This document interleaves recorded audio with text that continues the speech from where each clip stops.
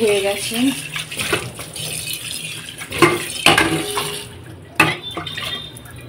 ডিম সেদ্ধ করা হয়েছে, হাজব্যান্ড ডিম সেদ্ধ আর ছাতু খেয়ে বেরিয়েছে। আর এখানে দেখো কাল রাতে বেদানাটা ধুয়ে রাখা হয়েছিল, বাইরে জল ঝরিয়ে তোলা হয়নি। আর এখানে ডিমটাও ধুতে হবে। আর আমার তো রান্নাঘর পরিষ্কার করা হয়ে গেছে, দেখে তো বুঝতেই পারছো একদম রান্নাঘর একদম পরিষ্কার। এই যে, আর শুধু প্রেশার কুকারটা মাজতে হবে, কারণ এর মধ্যে এক্ষুনি ডিম সেদ্ধ করা হয়েছে। এই হয়েছে ব্যাপার। চলো, এই রেড কাউ দুধটা এতটা ভালো না বন্ধুরা, মানে এত মোটা একটা সর পরে ফোটানোর পর ওই সরটাই কিন্তু আমি ডেলি মুখে মাখি, বা এই দুধ দিয়ে কিন্তু মালাই বলো বা ঘি বলো খুব ভালো তৈরি হবে। তো good morning everyone, welcome to my channel. আমি শর্মিষ্ঠা। আশা করি আমার সকল বন্ধুরা অনেক অনেক ভালো আছো আর সুস্থ আছো। একদম সকাল সকাল কিচেন থেকেই আমার মর্নিং রুটিনটা স্টার্ট করে দিলাম। আজকে মেয়ের স্কুলও আছে, আর বলে দিই আজকে কিন্তু এটা বৃহস্পতিবারের ব্লগ, হয়তো তোমরা এটা রবিবার দিন পাবে। তো যাই হোক, এখানে মেয়ের জন্য আমি ব্রেকফাস্ট রেডি করে চলে এসেছি। তোমরা তো জানো যে ও ব্রেকফাস্টে হচ্ছে স্মুদি খায়, মানে বানানা স্মুদি হয় সব রকম ড্রাই ফ্রুট দিয়ে, সেটাই ওই খায়। আর এখানে দেখো আমার মেয়ে উঠে কিন্তু রেডি হয়ে নিয়েছে। আর অনেকে আমাকে অনেক কোয়েশ্চেন করেছো যে দিদি তোমার মেয়ে স্কুল যাওয়ার আগে কি সানস্ক্রিন মাখে, কি বডি লোশন মাখে, প্লিজ একটু দেখিও। তো আমার মেয়ে আগে স্কুলে দুগ্গা করুক, তারপরে আমি তোমাদের সাথে ডিটেলসে দেখিয়ে দেবো যে আমার মেয়ে স্কুল যাওয়ার সময় কি কি ইউজ করে। ঠিক আছে, তো চলো দেখতে থাকো ব্লগটা। কত পায়রা দেখো এখানে, দেখো বাড়িতে। এটা কিন্তু পোষা পায়রা না, এগুলো গোলা পায়রা বলা হয়। খেতে দেয় বলে ঠিক চলে এসেছে দেখো টাইমে। এখন তো পায়রা দেখাই যায় না। আমাদের বাড়িতেও কত পায়রা ছিল, এই পায়রা দেখলে সেই কথাগুলো মনে পড়ে যায়। ঠিক আছে, বৃষ্টি হয়েই যাচ্ছে টানা, কি অবস্থা। আর এই যে মা এখানে মুড়ি ঢালছে, চা হয়ে গেছে। মা চা হয়ে গেছে, এবারে এক বাটি মুড়ি আর 2 কাপ চা নিয়ে আমি আর মা মোটামুটি 5-10 মিনিট বসবো, গল্প করব, তারপরে কাজে হাত দেব। আমি এখনো বেরোইনি, দুকা করিনি। কি অবস্থা চারদিকে দেখেছো, জামা কাপড় সব এখানে বেরিয়ে হয়েছে। দেখো জানলাটা খুলতে হবে, দেখো চাদর কেচে এখানে দিয়ে দিয়েছি।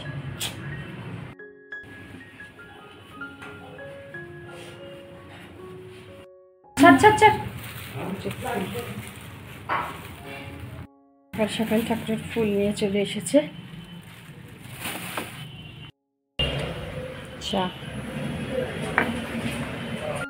আমাকে একটা সাবস্ক্রাইবার বন্ধু জিজ্ঞাসা করেছিল যে শর্মিষ্ঠা তোমার মেয়ে কোন বডি লোশন ইউজ করে সেটা একটু দেখিও তো।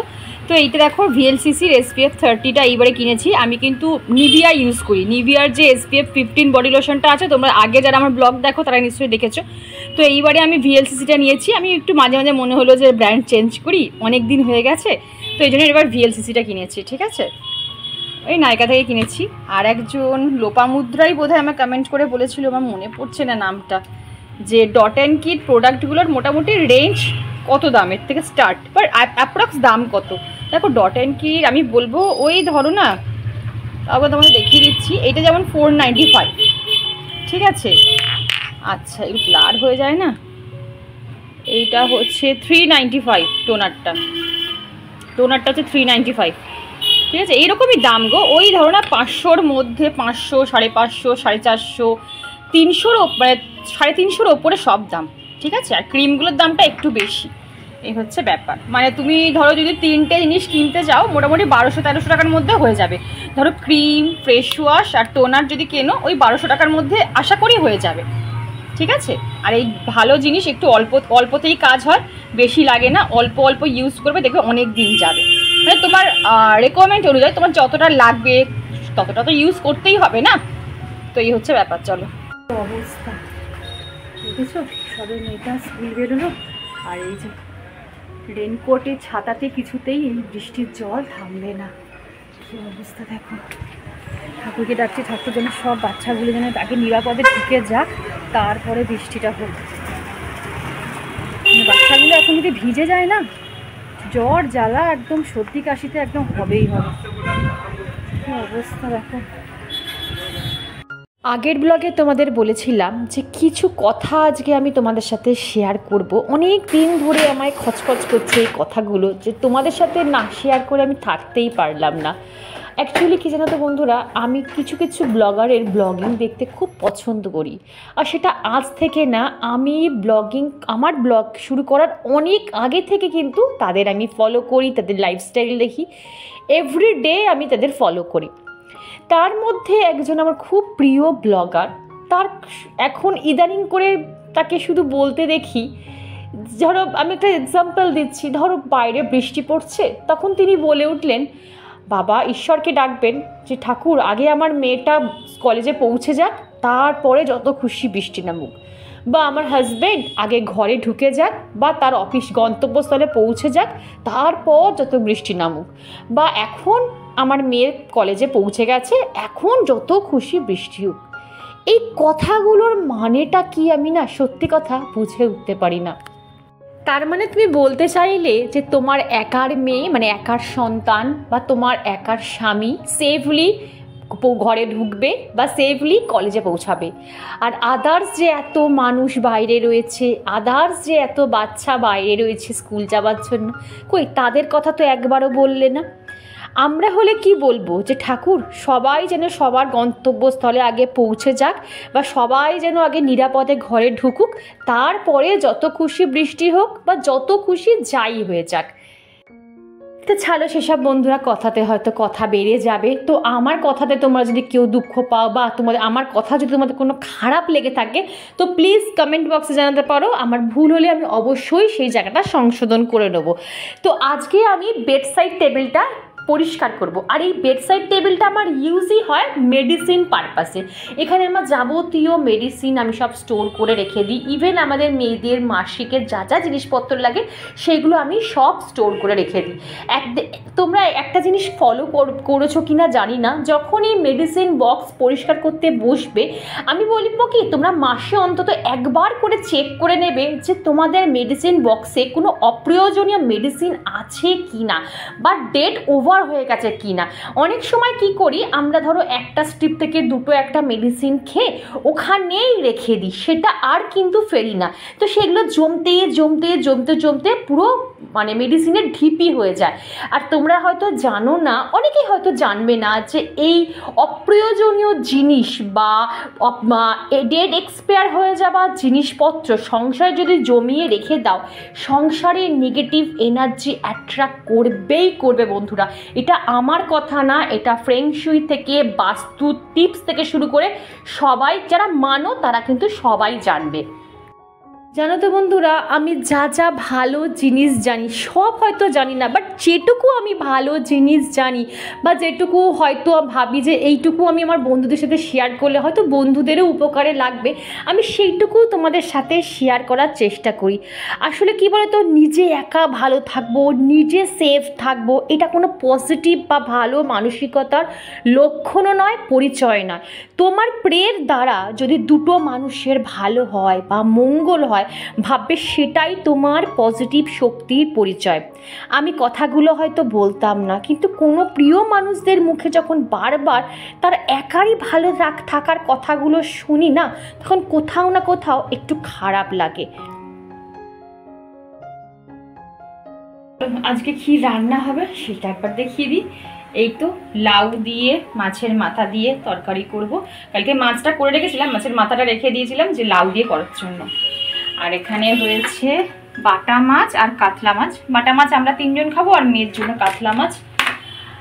আর এই আপাতত আমার দৃষ্টিভঙ্গিতে আমি এই রান্না দেখতে পাচ্ছি, ও ডাল করতে হবে।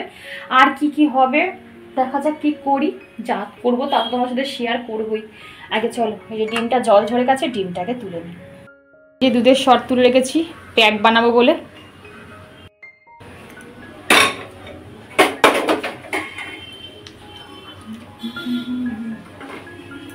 লাউটাকে না একটু ভাপিয়ে নিই, তাহলে না কড়াইতে দিলে পুরো এক কড়াই হয়ে যায়, আর লাউ করতে অনেক সময় লাগে, একটু জলটা মরে গেলে তাহলে তাড়াতাড়ি হয়ে যায় রান্নাটা। এখন আমরা লাউ ঝিঙে সবজি বেশি খাচ্ছি প্রত্যেক দিন, মানে সপ্তাহে 3-4 দিন লাউ তো খাবোই খাবো।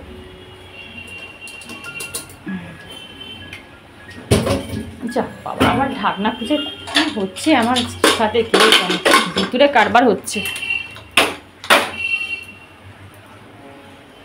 লাইটারটাও গেছে বরবাদ হয়ে, লাইটারটাও জ্বলছে না।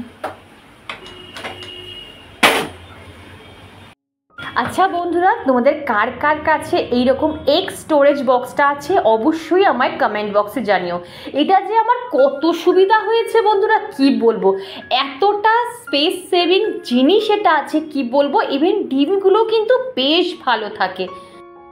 তো বন্ধুরা আজকে না কোনো ব্রেকফাস্ট বানাইনি, আজকে শুধু ফল খাবো। সপ্তাহে 2-1 দিন না এরকম শুধু ফল দিয়ে ব্রেকফাস্ট করা ভীষণ ভালো, এটা আমি দেখছিলাম।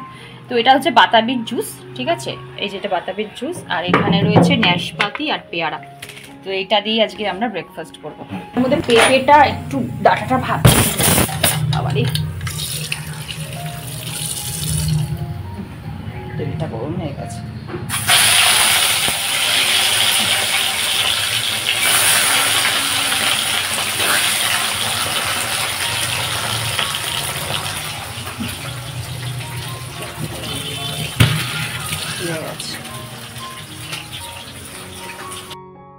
দেখো তোমার মধ্যে বার করো দেখি।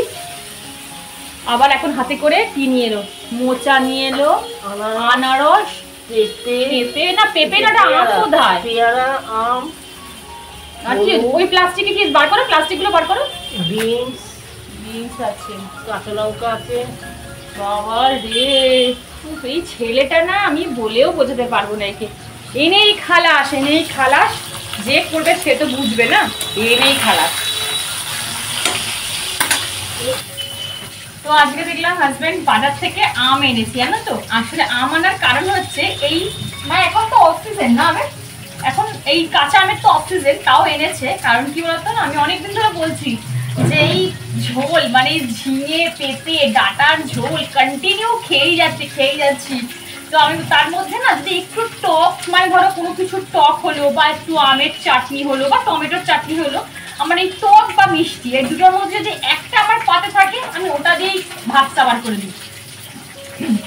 তো কদিন ধরে বলছি যে আম নিয়ে এসো বা কিছু টক করার জন্য, বা আমরা হোক আম হোক যাই হোক নিয়ে এসো। এই ছোট ছোট মাছের কিন্তু টক খেতেও ভালো লাগে, দেখবে জ্যান্ত ছোট মাছ হোক বা বাটা মাছ হোক, এবার চিংড়ি মাছের টক, এগুলো আমরা খাই। বিয়ের পর আমি মানে আমার শাশুড়ি মাকে করতে দেখেছিলাম, ছোট ছোট চিংড়ি মাছ দিয়ে টক, বাটা মাছের টক, পুঁটি মাছের টক।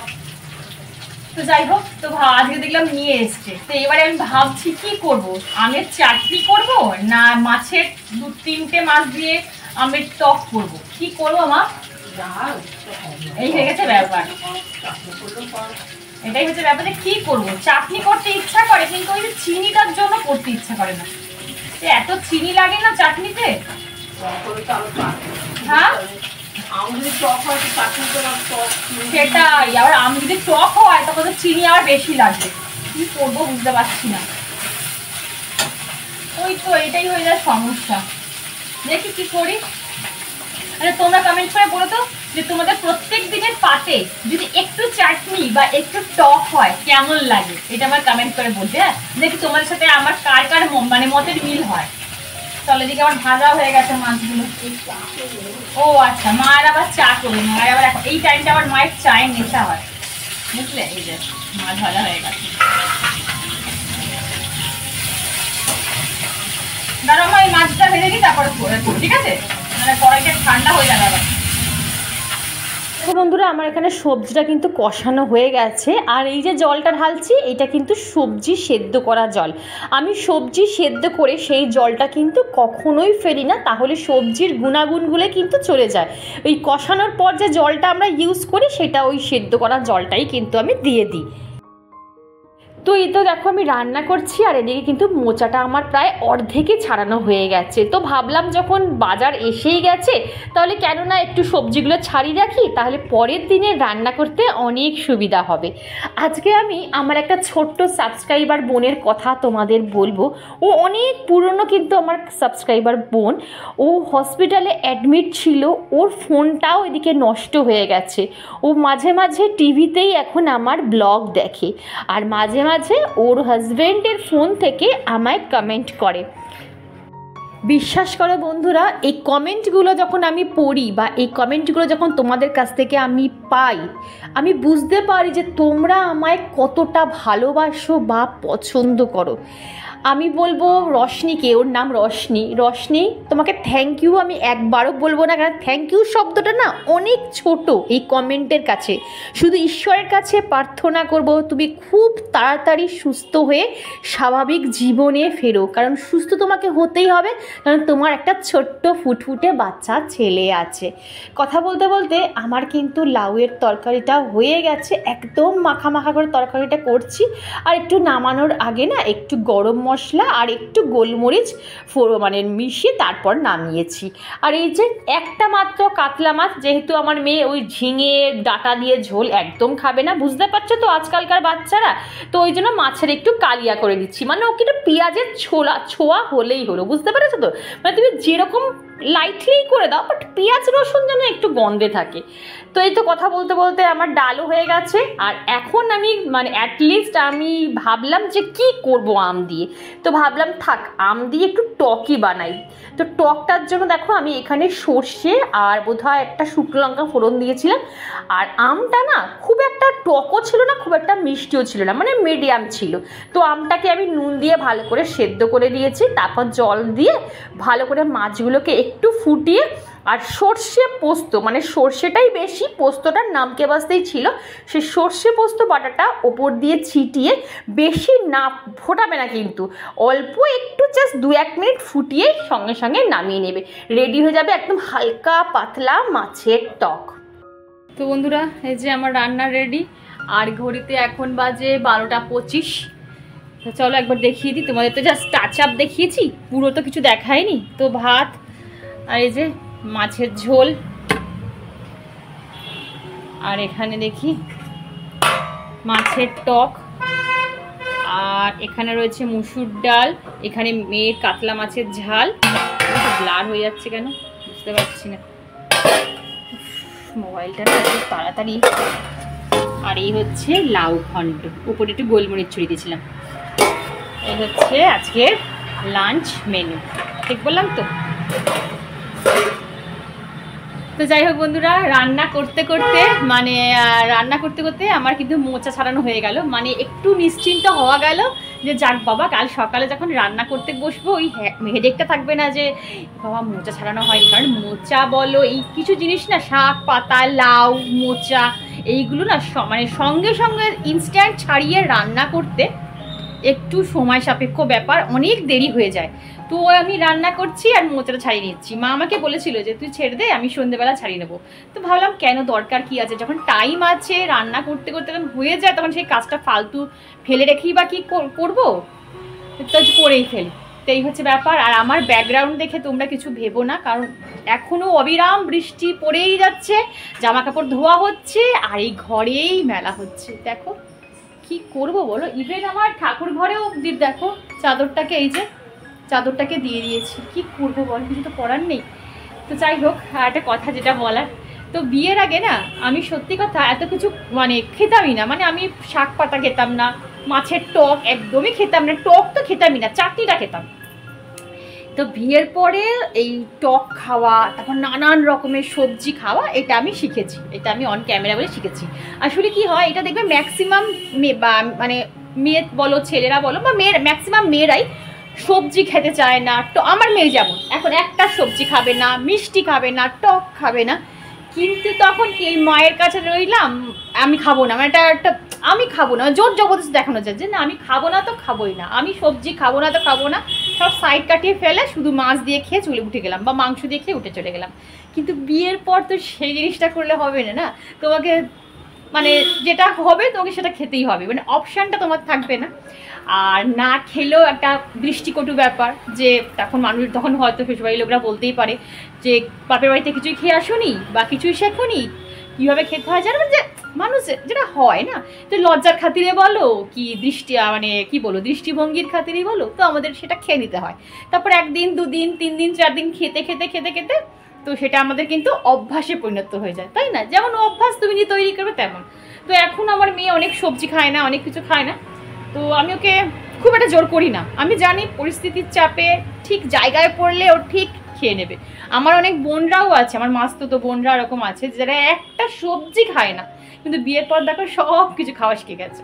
তো এই হচ্ছে ব্যাপার। আসলে বিয়ের পর একটা মেয়ে তখনই ম্যাচুরিটি আসে যখন তার বিয়ে হয়।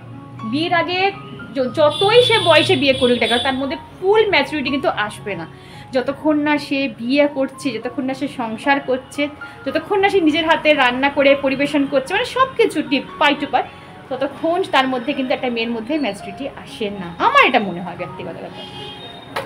আর এই যে মোচা ছাড়াতে গিয়ে কী অবস্থা দেখবে, তোমার হয়তো ভাববে যে এই দেখো নখ ফোকগুলোর কী অবস্থা হয়ে গেছে, এই একটা সমস্যা, এদিকে তো কালো হয়ে গেছে, এগুলোকে ভাবছি স্কচ বাইট দিয়ে ঘষবে। অনেকে বলবে তেল ফেল মেখে, দূর আমার ভুলে যায় তাড়াহুড়োর মধ্যে, একটু স্কচ বাইট দিয়ে ঘষে নিলেই আবার পরিষ্কার হয়ে যাবে। আর এমনি আমার নখ দেখো একদম ছোটো ছোটো, বেশি বড়ও না, ওই ঘষলে ঠিক হয়ে যাবে। এই জন্য আমি বড় বড় নখ রাখি না, বড় বড় নখের মধ্যে যদি কালো কালো নোংরা থাকে ভীষণ বিচ্ছিরি লাগে দেখতে। মানুষ তো বুঝবে না, মানুষ ভাববে হয়তো নোংরা, বাট যারা এই সাংসারিক মানুষ, যারা আনাজপত্র কেটে নিজের হাতে রান্না করে, তাদের সবসময় নখ যে একদম টিপ টপ থাকবে তার কোনো মানে নেই। এই হচ্ছে আমাদের এগুলো হচ্ছে এক্সাম্পল যে আমরা কাজকর্ম করে খাই, তাই না বলো? তো যাই হোক, এখন বৃহস্পতিবার, এখন স্নান করব, পুজো করব, তো তারপর যদি সব কিছু ব্লগটা আর কন্টিনিউ করব না, অনেক বড় হয়ে যাবে, তোমাদেরও দেখতে ভালো লাগবে না। তো শুধু পুজো করব আর পাঁচালি পরবো, তাহলেই আমার কাজ কমপ্লিট।